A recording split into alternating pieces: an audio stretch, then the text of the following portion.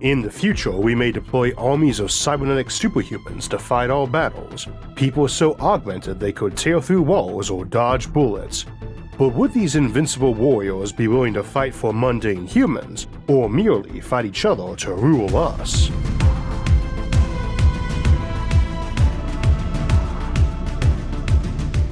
Hamza was born on the planet of New Damascus. He doesn't remember the city of his birth because it was vaporized in an atomic blast when he was 2. He grew up in a refugee camp with half a dozen different cultures mishmashed together, but his grandmother told him his name meant powerful.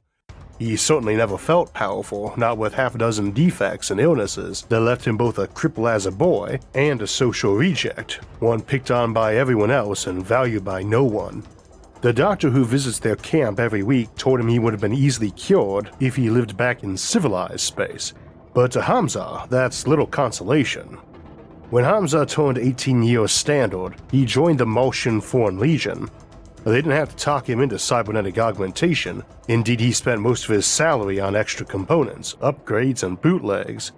That club foot he had is gone, so those worthless lungs he had that always coughed up blood and phlegm from the harsh radioactive dust storms of New Damascus, where the regolith is like ground up glass.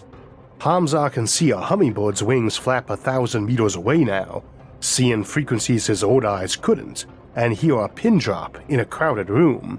He's as tough as steel now, tougher. He can bend steel rods in his hands. He's powerful, at last. He doesn't know fear anymore either, not with his endocrine system properly regulated. Plus, he carries a gun that's bigger than most people are into battle. What in the galaxy would he have to be afraid of? It isn't hard to see the attraction of cybernetics to healthy people, let alone those suffering with ailments or living with disabilities, and that can include feeling weak and afraid, like our example of Hamza, born in a refugee camp and feeling like a discard of a vastly more powerful civilization. Talking about the role of cyborgs in the future, especially in a military capacity, it's worth remembering that the line between necessary prosthetics and personal augmentation or enhancement can be blurry. It isn't hard at all to imagine why generals would like cybernetically enhanced troops, or why those troops might gladly embrace them. Nor is it hard to imagine why many might embrace cybernetic enhancements on alien worlds.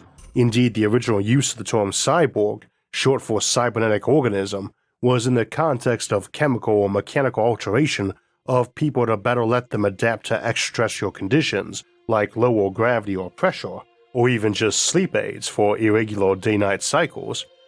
The original meaning rapidly gave way to the more sci-fi and comic book flavor of a guy with a big steel arm or leg, as opposed to more subtle or biochemical approaches to cybernetics. Our introductory character for today, Hamza, is basically a prime target for all those enticements to go cyborg. He's physically impaired, he lives in an environment humans aren't adapted to, he benefits in his job, which is inherently dangerous, and thus makes every augmentation decision life or death. And he is not happy with his current body. He feels weak, frail, outcast, and a victim. He's joining an organization and getting augmentations to end that. We could comment on how psychologically healthy or ethical his chosen path is, but that's not our topic today. This is Sci-Fi Sunday here on SFIA, where we examine the realism of concepts in science fiction and ask how plausible they are, or how we could make something like them plausible. And the idea of a cyborg soldier is about as well known a sci-fi concept as you can get. One thing missing for a lot of those stories, though, is the large number of cyborgs in them. Full-on cyborg armies, not one lone super trooper or commando squad. We want to contemplate whole armies, and that means not just looking at shock troops, but what the cyborg crewman of a spaceship might look like, or a fighter pilot, or even just the supply sergeant, mechanic, or quartermaster. Nor do we just intend to discuss unsubtle physical enhancement, like being able to punch through a wall or be bulletproof, or simple computerization options like adding a heads-up display to someone's vision. Many things like that might be accomplished with a pair of goggles or some power-armored exoskeleton, and it is worth remembering that many of these options might not require lopping limbs off, when adding some exoskeleton might not necessarily be a very bulky or cumbersome option. So too, whenever we talk about implants and prosthetics, especially ones meant for gross physical enhancement, there's that question of what is powering everything.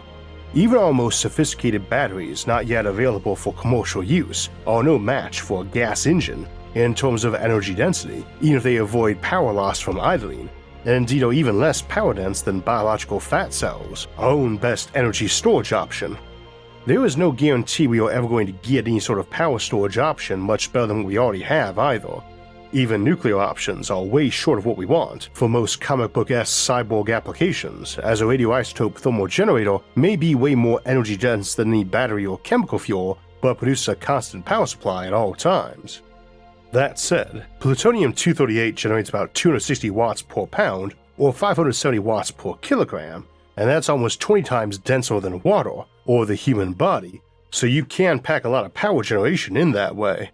Unfortunately, that's mostly heat, especially given the low efficiency of RTGs in producing electricity, but with a half-life of 88 years, a single kilogram of it represents a pretty good power supply, as even 88 years later, it would still be producing half the power it originally did, and a quarter of that 176 years later. Needless to say, even if 10% conversion to electricity was the best you could do, it would be no problem to pack a kilowatt of generator into someone. It wouldn't even take up a liter worth of space. It would kill them dead real quick, to be fair, and not from radiation. Plutonium's an alpha emitter when it comes to decay. You can block that with a thin layer of tinfoil. And even direct exposure to a human isn't really penetrating skin. Putting it inside someone is a different story, but that's what shielding is for, and not much is needed. Instead, your problem is that your cyborg is going to catch on fire, as that 20 kilograms of plutonium is giving off over 10,000 watts of heat. That's around 100 times what your body normally radiates. You can go a lot higher than that. You can potentially burn 1,000 calories an hour, for instance, which releases almost 1,200 watts of heat. You aren't going much higher than that without serious alterations with the radiators, like a car engine has. We might imagine a cybernetic arm or leg as being a tough metal coating with lots of blood vessels like radiators in it, which has a bone made of plutonium. It's a pretty hard metal. And the rest of your arm is your hydraulic or artificial muscle and a lot of batteries. Your RTG mostly powers them up for brief moments of high exhaustion, and then otherwise just being a bit higher power from moment to moment than a typical human. If you don't feel obliged to keep to average human height and weight, you go for the big bulky look, then you can absolutely run a power plant in that person, allowing them to keep a modestly superhuman pace of exhaustion going all day while having plenty of battery for moments like when they need to flip a car over. One thing to note here is that this isn't really much better than a power armor suit would offer, since we could easily pack that plutonium into a nice thick exoskeleton and have that same sort of radiating room. It's not hard to imagine the armor plating being batteries, especially given that super strong materials like the carbon allotrope, graphene, are the materials we tend to contemplate for ultra high performance batteries. We can economically grow diamond these days too, including diamond made from carbon-14, what we call a diamond battery. Carbon-14 diamond batteries decay as beta radiation, which is comprised of electrons and positrons, and thus can produce electric current directly. Beta voltaics aren't new. The Moseley generator is 110 years old, and I'd imagine many of them are still running, as it's a durable and long-lived approach to power.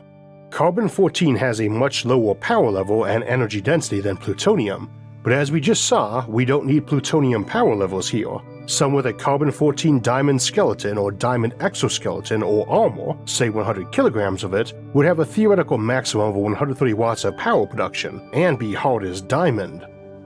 There's no hard limit either. Carbon-14 has a half-life of several thousand years, compared to tritium, another beta decay isotope, at around a dozen. Loosely speaking, your half-life is inversely related to your power production for an isotope. The longer it lives, the slower it releases that power. Beta decay is usually going to be weaker, pound for pound, than alpha decay. Key notion though is that we can go atomic for cybernetics. Otherwise you need an active power connection. That might be a mobile armor generator following you around. Or, given the durability of something like diamond or plutonium, I could imagine folks having a big old shield, medieval knight style, one that was also a power supply.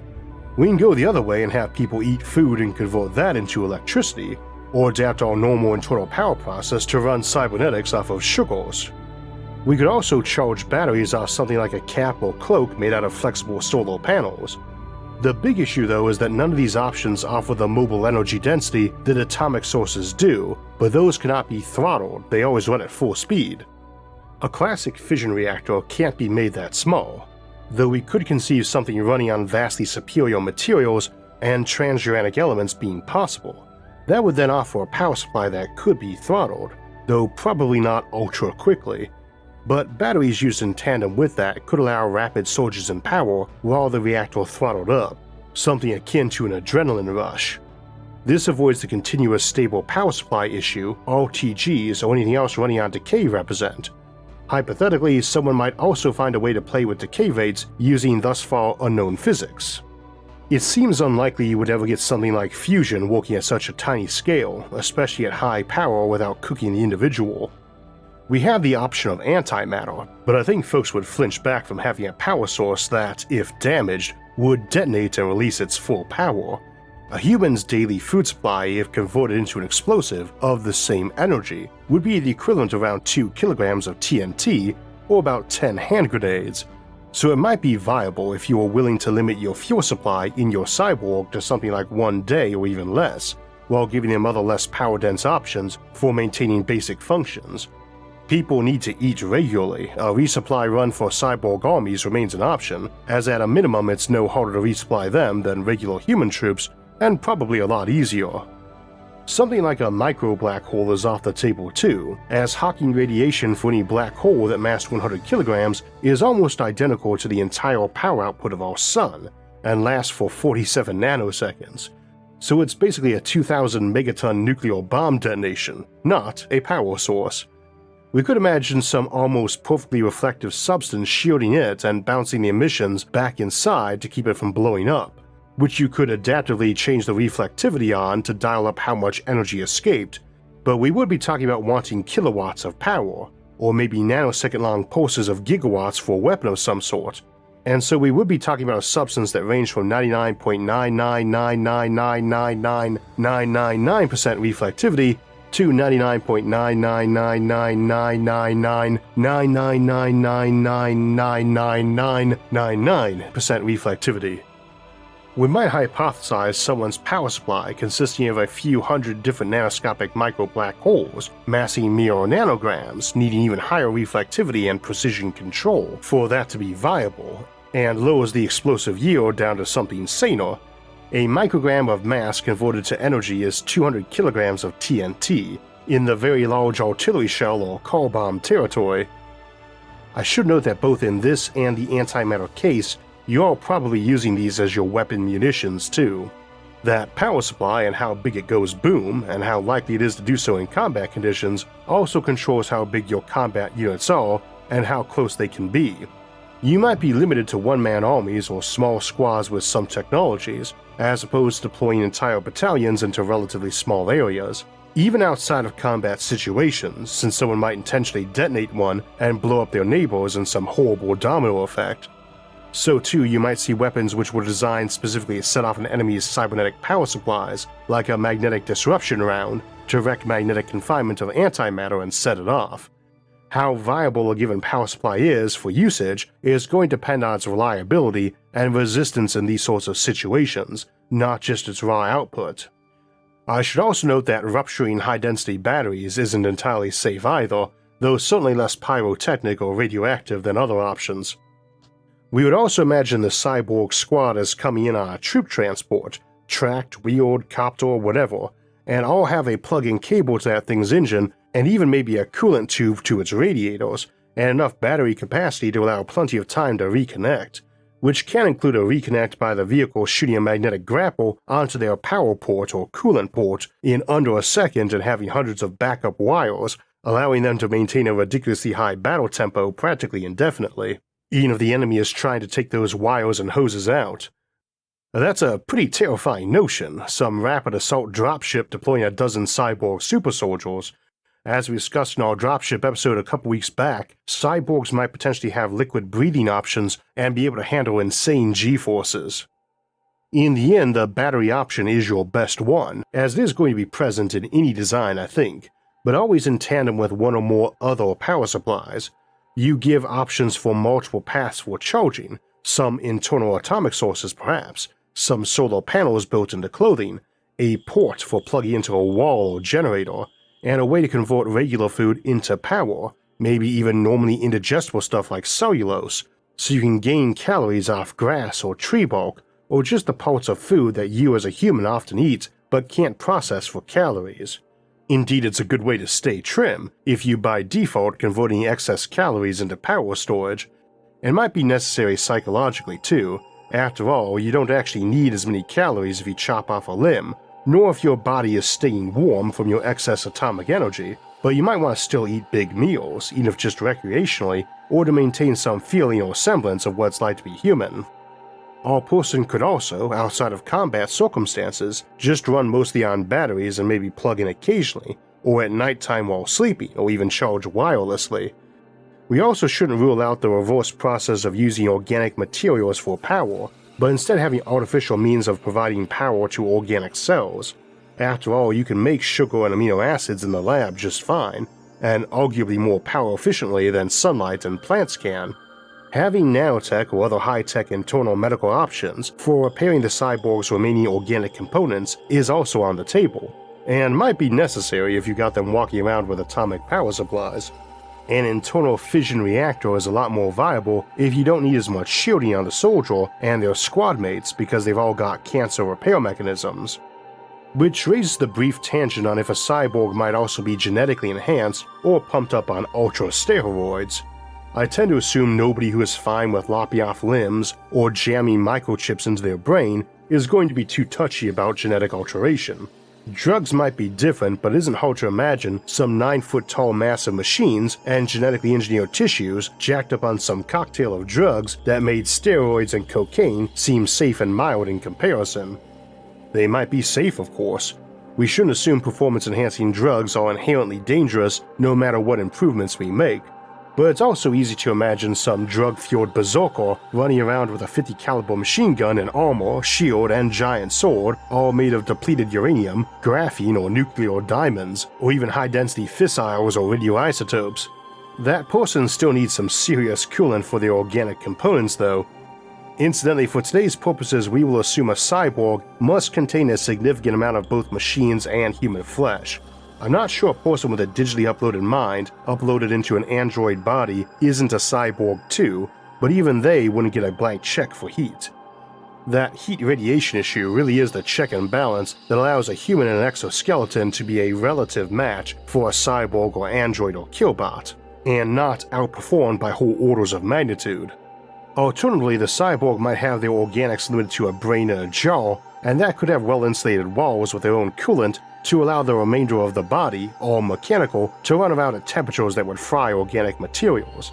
And that could be extended to other bits, eyes, spine, etc., though probably just your nervous cord. I don't think you can plausibly keep your natural spine or much of your natural skeleton if you want to be running around flipping cars over and punching through walls.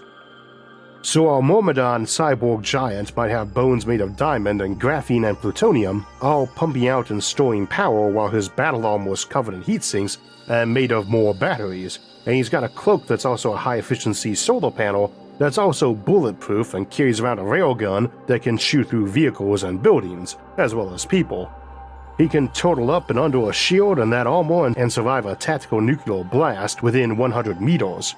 You can drop him right out of an airlock and he'll survive, and can even parachute down from high altitudes with that cloak and survive landing at normal terminal velocity too, thus allowing the classic one-fist-down superhero landing.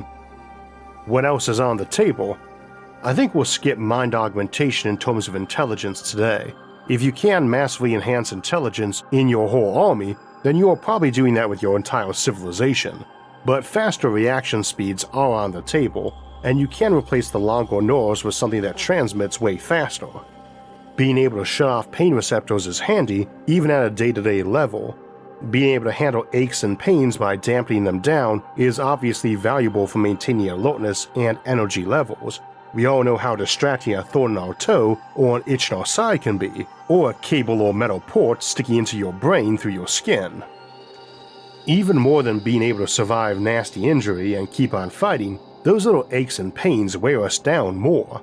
My unit used to run on coffee, cigarettes, and ibuprofen when we were deployed, and even just on field exercises, and for that matter they were pretty popular even in garrison, and that's generally been the norm in a lot of high-stress, weird-hour jobs like police or other first responders, hospitals, guard shifts, etc.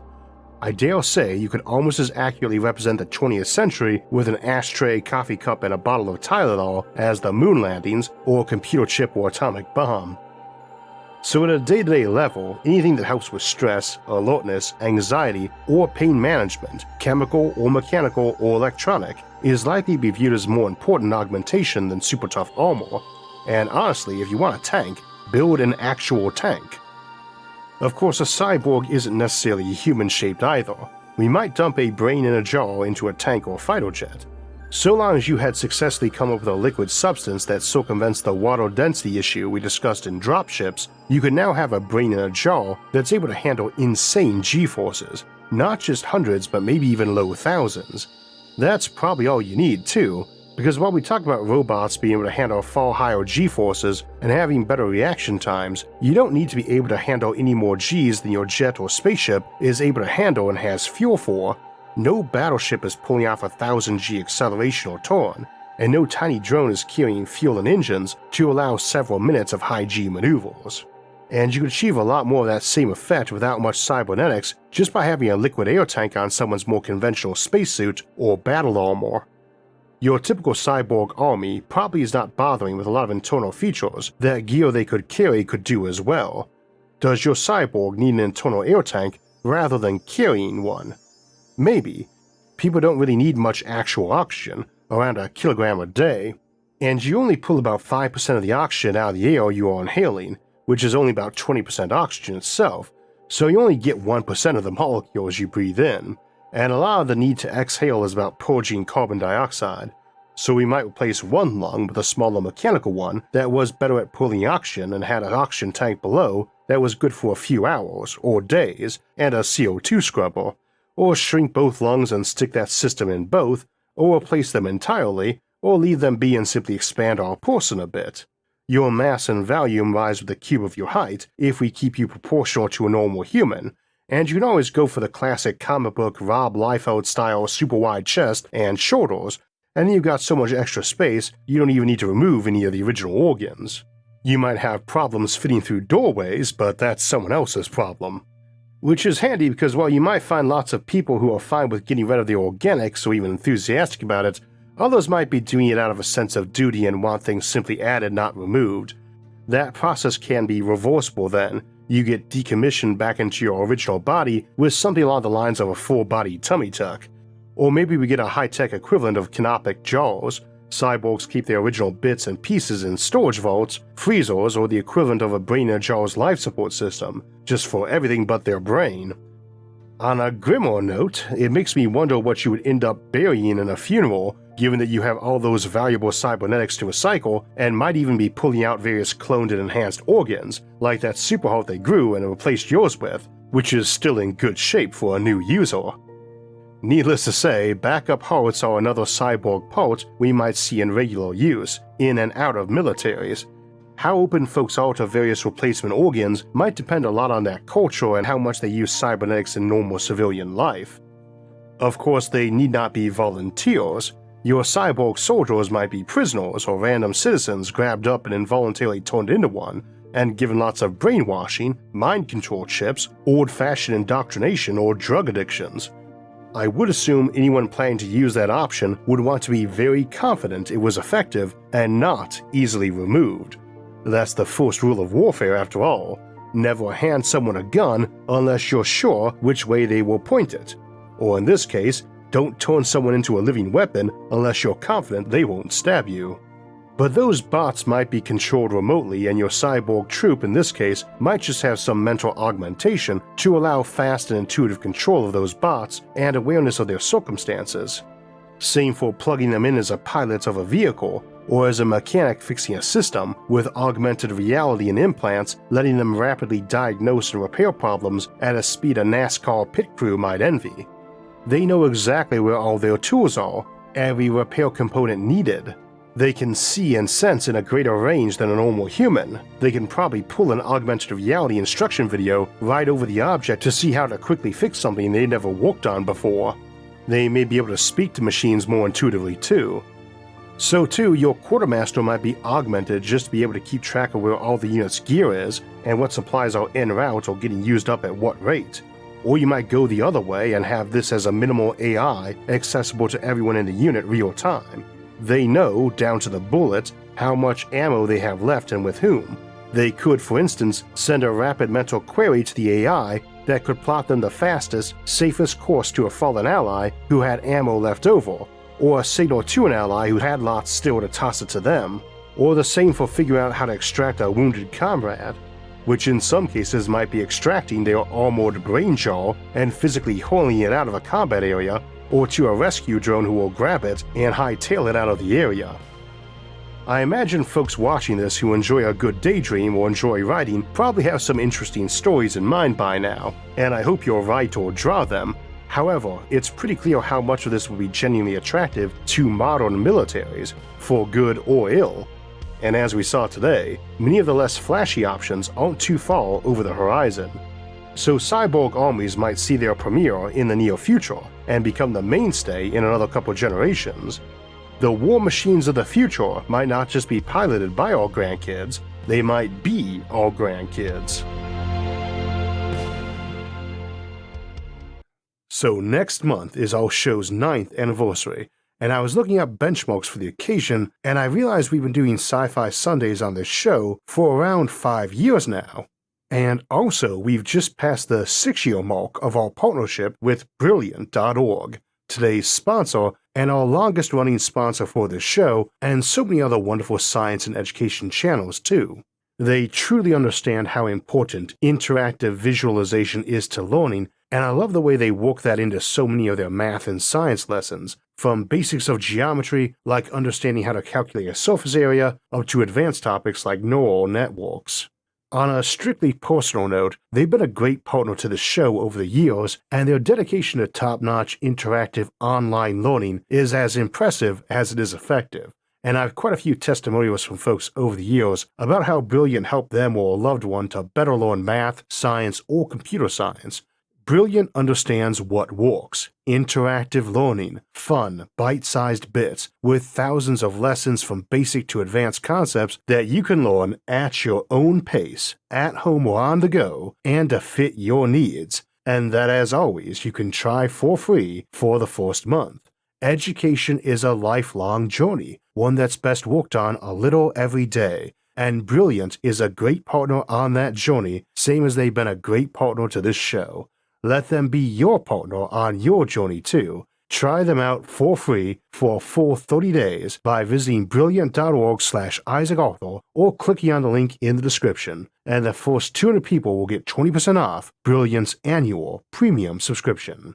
One of the cool things about doing this show is I've gotten to meet, virtually or otherwise, an awful lot of amazing sci-fi writers whose work this show's referenced or drawn on, and even strike up friendships with some of them. David Brin and Dennis E. Taylor particularly come to mind.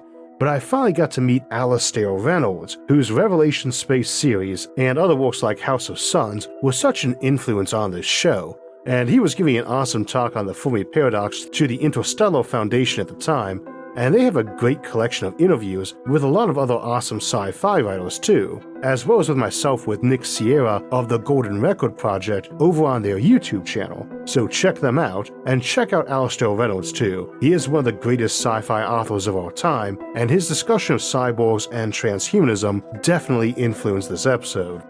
And speaking of episodes, next month's Sci-Fi Sunday will be coming out on this show's 9th anniversary, where we first looked at megastructures, and in the next episode how they factored into the Fermi Paradox, and we will be commemorating the occasion with a look at fallen galactic empires, where we'll take some new and fresh looks of how we would detect the ruins of ancient catastrophes and conflicts, ruined Dyson swarms, and how widespread galactic conflict might limit what sort of megastructures get made, and maybe alter our view of the Fermi Paradox. But before then, we have a lot of episodes coming up, starting this Thursday with a look at how we might come up with all the air, water, and other volatiles those megastructures might need, as we look at comet mining. After that, we'll look at the concept of de-evolution and ask if fictional mutant degenerates like Morlocks and Chuds might be possible in our future.